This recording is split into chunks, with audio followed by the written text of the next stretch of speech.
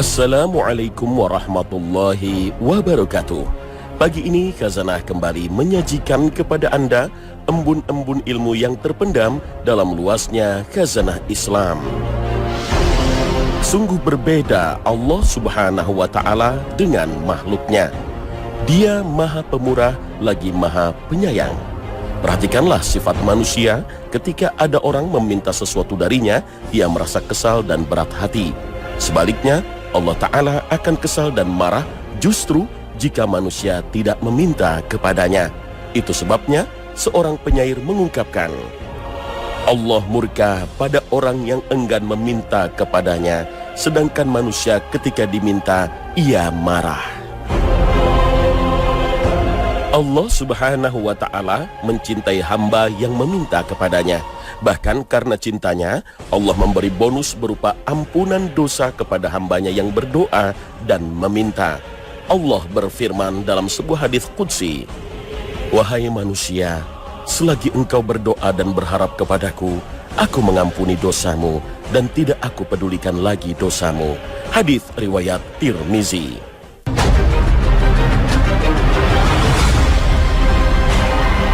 Allah Subhanahu wa Ta'ala memahami betul keadaan manusia yang lemah dan senantiasa membutuhkan akan rahmatnya.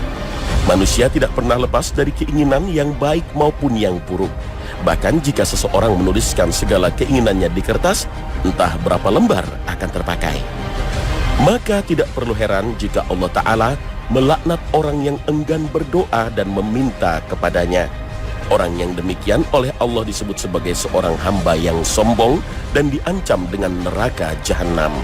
Allah Ta'ala berfirman, berdoalah kepadaku, aku akan kabulkan doa kalian. Sungguh orang-orang yang menyombongkan diri karena enggan beribadah kepadaku akan dimasukkan ke dalam neraka jahanam dalam keadaan hina dina. Al-Quran Surah Ghafir ayat 60. Ayat ini menunjukkan bahwa Allah Maha Pemurah terhadap hambanya, karena hambanya diperintahkan berdoa secara langsung kepada Allah tanpa melalui perantara dan dijamin akan dikabulkan. Sungguh Engkau Maha Pemurah, ya Rabb.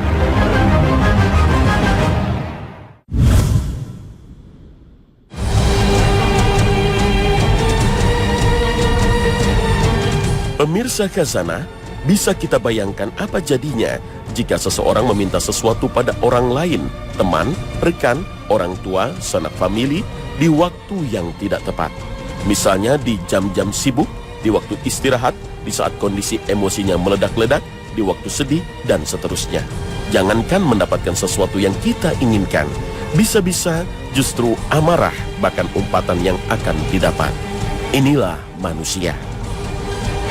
Tentu tidak bisa dibandingkan dengan Sang Pencipta. Bukan berarti Allah Subhanahu wa Ta'ala juga memiliki sifat demikian. Tapi Allah Subhanahu wa Ta'ala Maha Pemurah, Maha Santun, Maha Segala Maha. Yang perlu menjadi catatan bagi kita bahwa Allah Subhanahu wa Ta'ala sendiri telah memberitahukan kepada hambanya akan waktu-waktu yang disenangi untuk terkabulnya sebuah permintaan, harapan, dan doa. Maka kenalilah waktu-waktu terkabulnya permintaan itu. Di antara waktu-waktu yang dijanjikan oleh Allah bahwa doa ketika waktu-waktu tersebut dikabulkan adalah: pertama, ketika sahur atau sepertiga malam terakhir. Allah Subhanahu wa Ta'ala bahkan memuji orang-orang yang selalu meminta dan berdoa di waktu-waktu ini sebagai ciri-ciri orang yang bertakwa. Inilah yang difirmankan Allah Subhanahu wa Ta'ala. Ketika waktu sahur, akhir-akhir malam, mereka berdoa memohon ampunan. Al-Quran Surah Az-Zariyat ayat 18. Sepertiga malam yang paling akhir adalah waktu yang penuh berkah. Sebab pada saat itu Rabb kita Subhanahu wa Ta'ala turun ke langit dunia dan mengabulkan setiap doa hambanya yang berdoa ketika itu. Rasulullah SAW mengabarkan pada kita dalam sabdanya, Rabb kita turun ke langit dunia pada sepertiga malam yang akhir pada setiap malamnya. Kemudian berfirman, orang yang berdoa kepadaku akan kukabulkan, orang yang meminta sesuatu kepadaku akan kuberikan. Orang yang meminta ampunan dariku akan kuampuni. Hadis riwayat Bukhari dan Muslim. Berdasarkan hadis ini, barang siapa yang ingin doanya dikabulkan Allah dan diampuni dosa-dosanya, maka hendaknya memohon kepada Allah pada waktu-waktu tersebut. Karena pada waktu ini, Allah turun ke langit dunia dan sebagai waktu yang mustajab untuk berdoa. Namun sebagian orang masih suka bertanya-tanya tentang bagaimana cara Allah turun ke langit dunia. Padahal kita tahu bahwa Allah bersemayam di atas arsy sebagaimana firman Allah yang secara tegas mengatakan, Allah yang Maha Pemurah bersemayam di atas arsy. Al-Quran Surah Toha ayat 5. Jika Allah bersemayam di atas arsy, lalu bagaimana dia turun ke langit dunia setiap sepertiga malam? Bukankah setiap belahan bumi memiliki waktu siang dan malam yang silih berganti? Kalau begitu, apakah setiap hari Allah meninggalkan arsy-Nya karena turun ke langit dunia? Yang mengatakan bahwa Allah turun ke langit dunia pada sepertiga malam akhir itu adalah Rasulullah SAW dalam sebuah hadis yang disepakati kesahihannya. Para ulama menjelaskan bahwa yang dimaksud nuzul atau turun di sini adalah sifat nuzul atau turun yang layak bagi Allah, bukan seperti kita turun. Lalu seperti apa? Tidak ada yang mengetahui bagaimana cara dan bentuk turunnya kecuali Allah sendiri. Allah Ta'ala turun ketika Ia menginginkannya. Dan ini tidak berarti ketika itu arsy kosong. Karena jika mengikuti logika manusia, misalnya dengan mengatakan, bukankah Allah bersemayam di atas arsy? Jika Dia turun ke langit dunia berarti arsy-Nya kosong. Seperti halnya kita turun dari mobil. Bukan seperti itu. Karena sifat nuzul atau turun di sini adalah turun yang layak bagi Allah Subhanahu wa Ta'ala. Tidak bisa dianalogikan dengan bentuk dan cara turunnya manusia. Demikian pula masalah waktunya. Memang masalah sepertiga malam akhir itu tidak sama waktunya di semua belahan bumi. Sehingga jika mengikuti nalar manusia, berarti Allah harus turun bergantian di belahan bumi yang secara waktu berbeda-beda. Nalar ini tidak benar. Turunnya Allah itu khusus bagi Allah, tidak serupa dengan makhluknya sedikit pun. Allah sendiri telah menegaskan dalam firman-Nya, tidak ada sesuatu pun yang serupa dengan Dia, dan Dialah yang Maha mendengar lagi Maha melihat. Al-Quran Surah Asy-Syura ayat 11. Allah Subhanahu wa Ta'ala juga berfirman, Dia mengetahui apa yang ada di hadapan mereka dan apa yang ada di belakang mereka, sedang ilmu mereka tidak dapat meliputi ilmunya. Al-Quran Surah Toha ayat 110. Allah Azza wa Jalla juga berfirman dalam ayat Kursi, mereka tidak mengetahui apa-apa dari ilmu Allah melainkan apa yang dikehendakinya. Al-Quran Surah Al-Baqarah ayat 255. Ayat-ayat semakna dengan ini banyak sekali. Hanya Allah yang tahu bagaimana bentuk turunnya. Yang wajib bagi kita adalah menetapkan sifat nuzul atau turun bagi Allah sesuai apa yang layak baginya dalam keadaan Ia berada di atas arsy. Karena yang dimaksud turun di sini adalah sifat yang layak bagi Allah, bukan sebagaimana kita turun. Allah itu memiliki sifat mendengar, berfirman, melihat, marah, ridha sesuai dengan sifat yang layak baginya, dan tidak ada yang mengetahui cara dan bentuknya kecuali Allah. Oleh karena itu, kita harus menerima dan mengatakan, kami mendengar, kami beriman, kami mengikuti, dan kami menaati. Itulah kewajiban kita. Abdul Ghani Al-Maqdisi rahimahullah berkata, hadis-hadis tentang turunnya Allah ke langit dunia setiap hari telah mencapai derajat mutawatir dan sanadnya sahih. Maka wajib bagi kita untuk mengimaninya, pasrah menerimanya, tidak menentangnya, menjalankannya tanpa menanyakan caranya, dan menganalogikannya dengan makhluk. Dengan demikian, waktu sepertiga malam terakhir begitu mahal, begitu istimewa. Sayang jika terlewat begitu saja tanpa termanfaatkan. Itu sebabnya Allah Subhanahu wa Ta'ala memerintahkan nabinya agar memanfaatkan waktu sepertiga malam itu untuk qiyamul lail. Salat malam inilah yang kemudian menjadi kebiasaan Nabi SAW dan para sahabatnya serta generasi terbaiknya.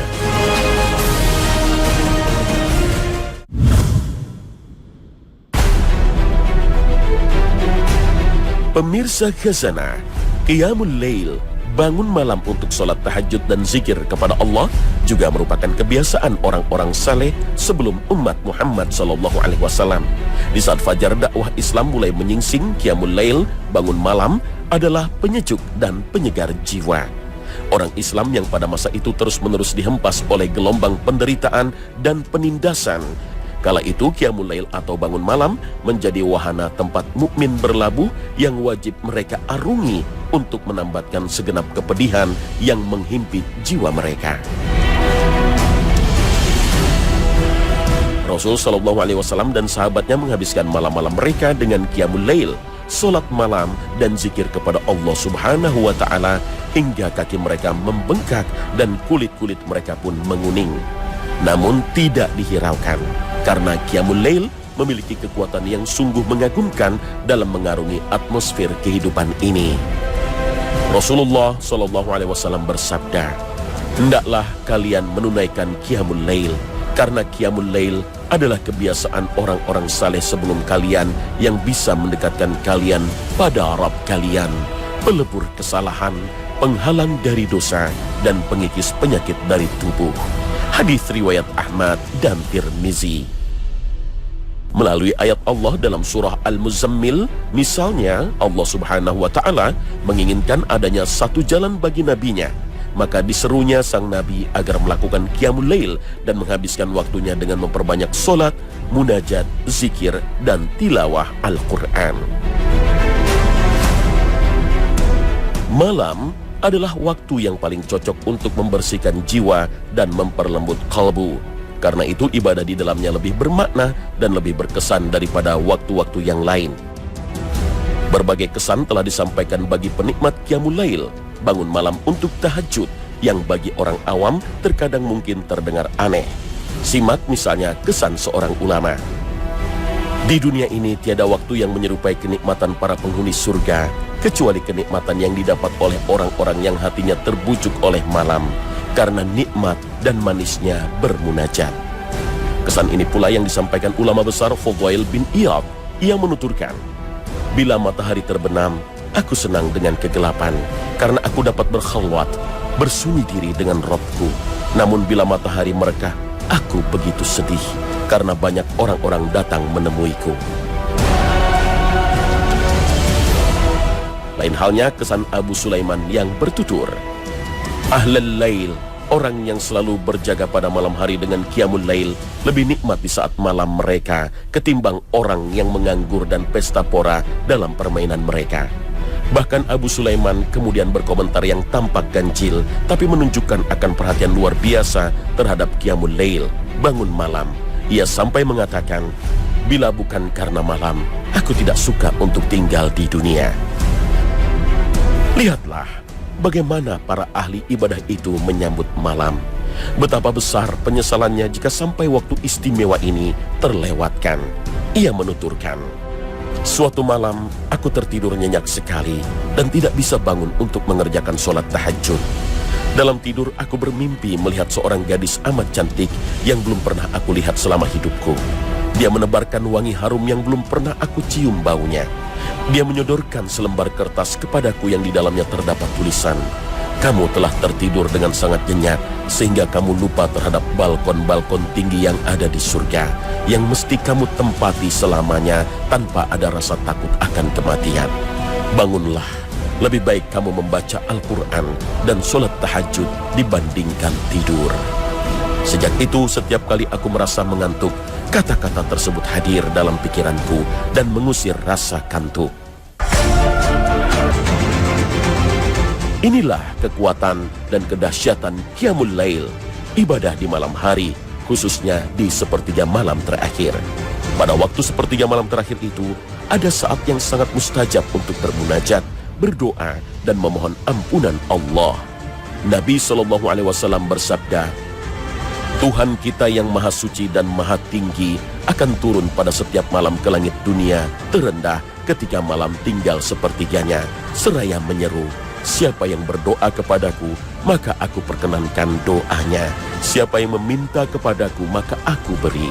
Dan siapa yang memohon ampunan kepadaku, maka aku ampuni. Hadis riwayat Bukhari dan Muslim.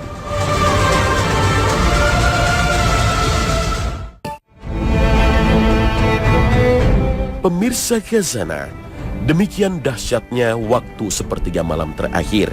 Inilah rahasia mengapa Allah Subhanahu wa taala memerintahkan Nabi sallallahu alaihi wasallam agar bangun malam. Wahai orang yang berselimut, bangunlah di malam hari kecuali sedikit, seperduanya atau kurangilah daripadanya sedikit, atau tambah daripadanya, dan bacalah Al-Quran dengan perlahan-lahan. Sesungguhnya kami hendak menurunkan kepada engkau perkataan yang berat. Al-Quran Surah Al-Muzammil ayat 1 hingga 5. Dalam sebuah riwayat disebutkan ayat ini turun di malam hari sedang Nabi SAW enak tidur dan berselimut. Maka datang perintah menyuruh berdiri mengerjakan sholat malam. Untuk sholat yang malam itu selimut hendaklah disingkirkan. Segera bangun, ambil wudhu dan sholat. Hal ini sesuai dengan surat Al-Isra. Dan pada sebahagian dari malam berbangkitlah bangun sebagai tambahan. Inilah sholat tahajud, yang artinya bangun menyentak melepaskan selimut. Itu sebabnya salah satu gelar Nabi SAW adalah Al-Muzammil atau orang yang berselimut. Nah, pemirsa Khazanah, sampai di sini akhir perjumpaan kita. Terima kasih atas perhatian Anda. Wassalamualaikum warahmatullahi wabarakatuh. Kau masih beri hak bahu kesempatan.